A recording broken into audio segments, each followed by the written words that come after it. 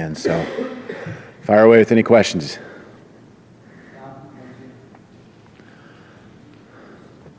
Coach, over the weekend, spent a lot of time kind of looking at Fresno State numbers from the last couple of years and your ability to run the ball really well there. Can you tell me a little bit about what you brought in your game plan from there to here and your reaction so far to having such a hard time running the ball so far after 3 weeks? Yeah, I think there's an adjustment. I think every place is a little different, and what we're seeing is a little different too. We saw a lot of odd front stuff there. In the MAC, I saw more 4 down. So every place there's been a little bit of adjustment to not just your personnel, but also what you're seeing. And so there's a lot of things that we're doing that carried over from before, but there's also, kind of my piece that I bring to it, to the run game. So it's certainly, I think, to get to the bottom of it, it's certainly something that we're focused on right now, and something we have been focused on. We need to improve the run game to give ourselves better opportunities, more manageable situations on 3rd down. That's really what it comes down to, is staying on the football field. That was the issue on Saturday. For the most part until the end, the end of the 3rd quarter, we protected the ball. It was on the ground one time there, but we recovered it. So those game-changing plays weren't the issue. Is more of just staying on the football field. But we certainly are addressing the run game. I believe that our guys, we can get it done. It isn't like guys don't care. It's all about we've got to find our style, our niche, what fits us, and how it all pulls together with the rest of the offense. Going along with the running game, Stevie Scott, obviously 1,100 yards last year, was a featured part and expected to be a big part this year. Not able to get him on track. Is he completely healthy? And is it anything to do with him or the running backs, or the hole's not getting open? Have you pinpointed what the problem really is? Right. No, I don't think there's one specific thing you point to. I think Stevie's completely fine. And I think it's just being in sync. And I look at that, I'm critical of myself too. What am I doing? And what can I do, probably more so, to help us get on track?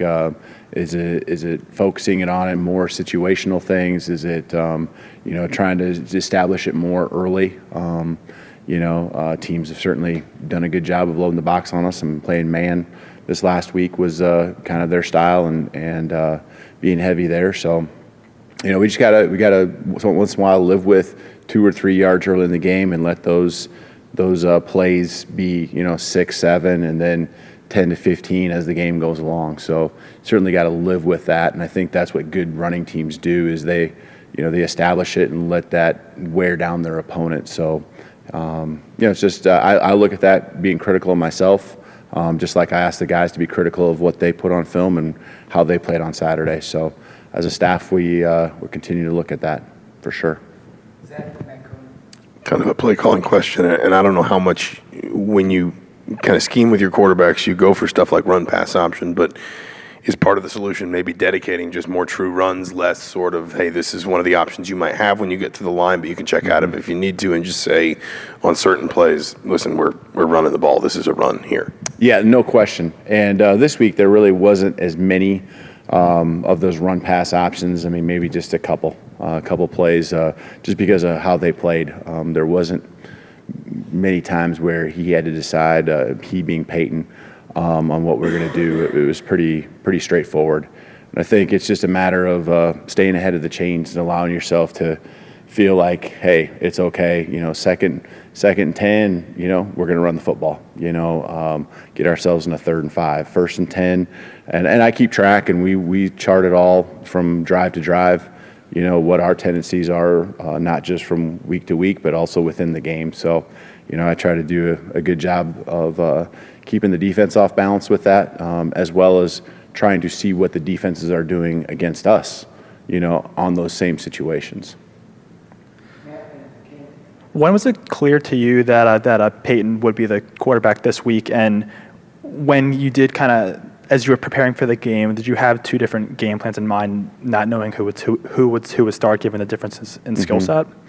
Yeah, it really wasn't very clear. But we're not going to use that as a reason for not playing as well as we would have liked, because both our quarterbacks know the offense well. I mean, obviously one's left-handed, one's right-handed. There's a few things that they do that they bring to the table, each of their own style. But the week went on, and you just didn't kind of know. And so, I prepared mentally and in my mind for either one of those guys to be the guy. So there's no way I'm going to let, being unsure affect, that's why we didn't play as well as we had hoped. So we just keep moving on, and that situation might be the same this next week. And I think our guys went out there and played. We're going to play as hard as they could, no matter who the quarterback was. Peyton's got a lot of snaps under his belt here in this program and done some great things. And so, I think that's the way our guys played. I didn't see one response one way or the other when they felt and knew that Mike wasn't going to be able to play for us. And, I'd expect that to be the case again this week if that happens. Aside from the long touchdown pass against Ball State, seems like Nick hasn't really gotten too many breakout opportunities in the offense so far. Is there a desire on your part or on the offense's part to try and work him into more plays, just get him more touches with the ball as a playmaker on this team? Mm-hmm. Yeah, and it's been, it's been certainly spread more. D. Hale got in the week 2, got more of them, and I think in this last week it was more of Nick's balls down the field. I think what you're getting at is, can we just get him the ball short and in space? And certainly, again, those are all things I totally agree. Like, we analyze that, and how can we, completion percentage be a little bit higher and get more touches, because, 5 yards gets us into that situation I was talking about where it's third and more manageable. So no question about it. Nick's one of our key guys on the offense that we need to be focused on, and how we can get touches. Wap would be another one. Stevie. Obviously D. Hale too. So Fry, it just goes down the list. So, we got a lot of good players, and, trying to get them all involved is certainly important to me, because I know they all bring something to the table that can help us win. Obviously, there was no way to know that trick play was going to work out the way it did. But when you're facing teams like Ohio State, is that something you wish you had run a little bit earlier in the game when the score was a little closer? No, I think I think that was fine. I mean, there's things you try to establish. You don't know that they're going to work. And so sometimes you take that shots and they backfire on you too. But there's a feeling you have when it's the right time, and we needed it. And, I felt good about when we called it. So there's a lot that goes into the feel of those situations. And it felt right, and, obviously it worked out. So I felt, I was hoping it would give us a little bit of a springboard going into the half. There was obviously a deficit, but some momentum that, hopefully we had created, going into the third quarter. Yeah, just following up on Peyton, how did you evaluate him on film, and how much do you think the pressure kind of affected his ability to run the offense? Peyton? Yeah. Ramsey? Yeah. What was the first question? Just evaluate him on film, and then also the pass pressure. How did that kind of affect his performance? Yeah, I mean, we just got him in so many long situations, and there's obviously plays he'd love to have back, some throws he'd love to have back. I think that's that's football, and there's been that situation for Mike, and you go right on down the line with other guys throughout this year. I mean, that's the way it's going to be for every team across the country. So I thought he competed his tail off for the entire game. I think he was. Really, there was not, as far as missed responsibilities, really none.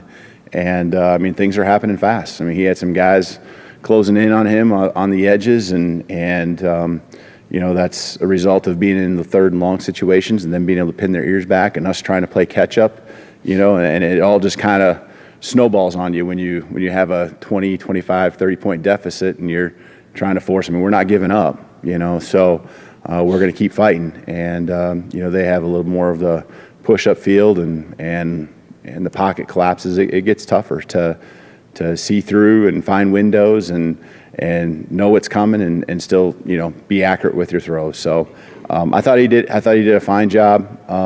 Again, there's a couple throws I know that he'd love to have back, a couple reads he'd love to have back, but every quarterback misses reads, misses throws every single week. So not a perfect game by any means, and I know he wanted to have a couple back, but he'll improve for sure. Coach, just what have you seen so far from UConn defensively on film, what they like to do, and what kind of challenges they'll present for you guys? Right. I think from week 1 to week 2, they improved a lot.